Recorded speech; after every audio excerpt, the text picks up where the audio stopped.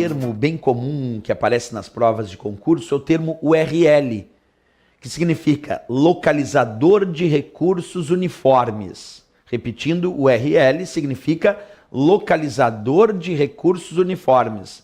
E nada mais é do que a designação dos endereços dos recursos da internet.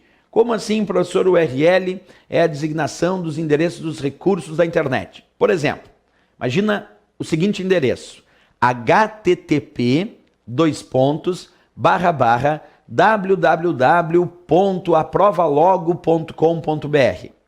É a URL do site Aprovalogo. Portanto, o URL nada mais é do que o endereço daquela página da web que tu visita. O endereço dos recursos usados na internet é chamado de URL. Por exemplo, o endereço de uma página da web, como eu disse, http://www.aprovalogo.com.br é a URL do site Aprovalogo. O URL, então, é esse endereço. Mas, professor, endereço não é IP, que a gente discutiu agora há pouco? Pois bem, IP é o endereço que identifica os computadores ou dispositivos conectados à internet. Mas o endereço da página da web, o endereço de um recurso da internet é o URL.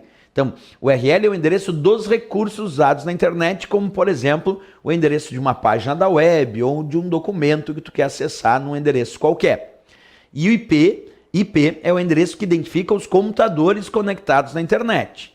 Perfeito. Mas quando tu digita, então, uma URL textual, o endereço de uma página da web, é necessário para o sistema converter essa URL textual que tu digitou em um endereço de IP, para se localizar exatamente onde, em que servidor essa página da web se encontra armazenada. Vou repetir a informação. Quando tu quer acessar uma página da web e tu digita um endereço lá na barra de endereços do navegador, então tu está digitando uma URL. É necessário que o sistema converta essa URL que tu acabou de digitar em um endereço de IP, porque é através desse endereço de IP que é possível saber exatamente em qual servidor, em que computador essa página da web está armazenada, para que ela possa ser acessada e ser transferida aqui para o teu computador. Então, quem é que faz essa conversão? Quem é que converte a URL em IP para se saber exatamente onde aquele recurso se encontra armazenado, por exemplo, onde aquela página da web se encontra armazenada? Pois bem, quem faz essa conversão é, na verdade, o que nós chamamos de servidores DNS. Eles que vão fazer essa conversão. Mas antes da gente entender toda essa conversão, vamos verificar aqui algumas historinhas sobre o URL, para depois ir para a conversão. Então é importante que tu saiba, em primeiro lugar, que o URL é o localizador de recursos uniformes. Essa é a sigla URL. Segundo, que é o endereço dos recursos utilizados na internet. E aqui embaixo um exemplo de URL. http://www.aprovalogo.com.br. Perfeito. Isso é um resumo do que nós havíamos comentado sobre o termo URL. Mas como eu disse, é necessário converter essa URL textual em IP, para se localizar onde se encontra aquele recurso. E quem converte a URL textual em IP são os servidores DNS, chamados de servidores ou sistema de nome de domínios, que convertem as URLs textuais em IP para se localizar exatamente onde aquela página ou aquele recurso se encontra armazenado. Então, se uma prova perguntar o significado de DNS, DNS é o sistema ou servidor de nome de domínios. Professor, qual é a função do DNS? Converter aquela URL que tu digitou em IP, para se localizar onde esse recurso se encontra. Essa é a função de um servidor DNS ou de um sistema de nome de domínios, certo? Bem interessante essas discussões que a gente faz, né? Porque são terminologias que aparecem aí nas provas de concurso. Outro protocolo também relevante para as provas que a gente tem que saber é o DHCP. DHCP é o protocolo de configuração dinâmica. Vamos primeiro à leitura do seu significado e depois à explicação. Acompanha comigo na tela. DHCP, protocolo que atribui endereços de IPs dinâmicos para os computadores conectados em uma rede. Ele, por tradução, é o protocolo de configuração dinâmica dos computadores conectados numa rede. Professor, como assim atribui endereços de IPs dinâmicos para os computadores conectados em uma rede. Vamos explicar. Tu imagina que tu está num ambiente de rede sem fio, num ambiente de rede Wi-Fi, rede wireless, e aí tu resolve conectar o teu computador nesta rede sem fio. Claro que o teu computador vai precisar de um endereço de IP para se conectar nessa rede sem fio, nessa rede wireless, nesta rede Wi-Fi, por exemplo. Se o teu computador precisa de um endereço de IP, e quando tu se conecta nessa rede sem fio, tu não digitou nenhum endereço de IP para acessar essa rede sem fio, eu te pergunto, quem é que forneceu um endereço de IP automaticamente e dinamicamente ao teu computador quando ele se conectou nessa rede sem fio? Foi o DHCP. O DHCP que faz esse serviço, ele atribui endereços de IPs dinâmicos aos diversos computadores que querem se conectar nessa rede.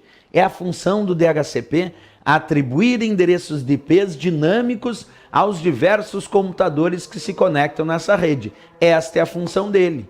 E isso a gente não pode esquecer. A função base do DHCP, então, atribuir endereços de IPs dinâmicos e automáticos aos diversos computadores que se conectam nessa rede. Então, cada computador que está se conectando, por exemplo, naquele exemplo de rede sem fio que eu disse, precisa de um endereço de IP.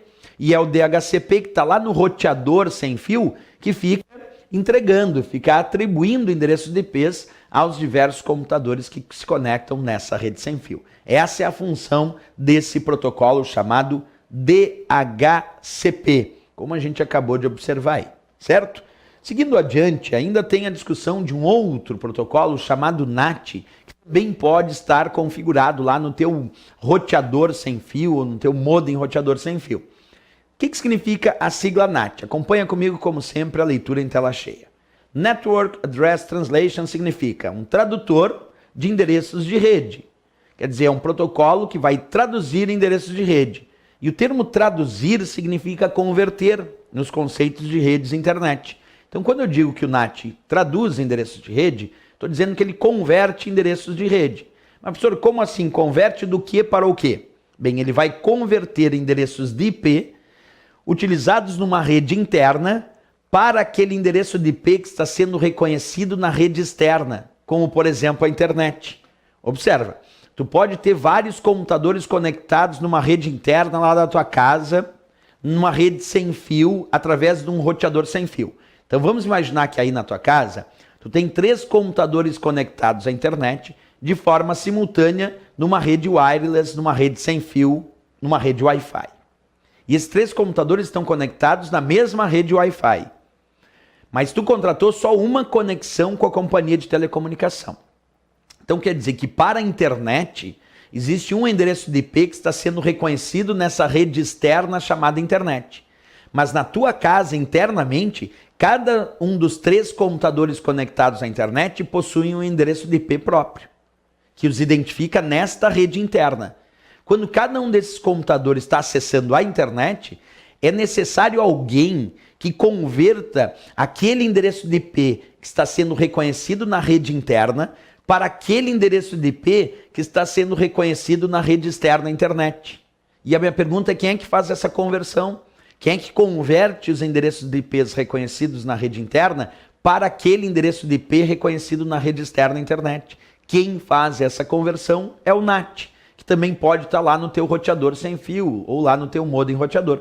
Ele vai converter os endereços de IPs reconhecidos na rede interna para aquele endereço de IP, então, reconhecido na rede externa internet. Esta é a função do NAT. Mais um protocolo que acabamos de aprender aí, bem importante em relação às provas de concurso, certo? Vamos falar agora de 2 termos que também são populares aí nos conceitos das redes. O termo download e, por que não, já colocar aqui a dica do termo upload. Vamos diferenciar então, repetindo aí, acompanhe na tela, o termo download e o termo upload. Qual é a diferença, professor? Primeiro vamos à leitura, como sempre.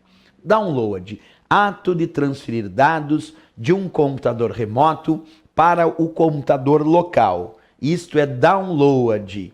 Na verdade, quando tu está, por exemplo, transferindo um simples arquivo que vem lá de um servidor da internet para o teu computador, isso é chamado de download. Down é para baixo, então seria basicamente a ideia de que eu estou pegando um arquivo que está lá num servidor, que está no nível mais alto, estou transferindo esse arquivo para o meu computador, que está no nível mais baixo na hierarquia das redes. Por isso, down está vindo de um outro computador remoto para o meu computador local. Então, estou baixando esse arquivo para o meu computador.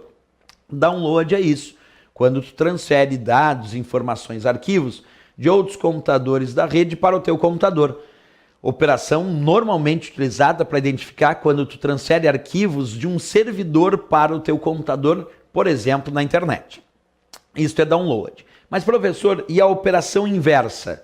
Se agora eu faço uma descrição de transferir dados de um computador local, quer dizer, do meu computador, para um computador remoto, por exemplo, para um servidor da internet, aí eu vou chamar de upload, porque upload é o ato de transferir dados, informações ou arquivos aqui do meu computador para um servidor. Então eu estou subindo de nível esse arquivo, sai do meu computador que está no nível mais baixo e vai para um outro computador que é o servidor no nível mais alto. Então o ato de transferir dados do teu computador para outro computador em uma rede ou para um servidor de uma rede, isso é upload. Download então recebe, upload envia.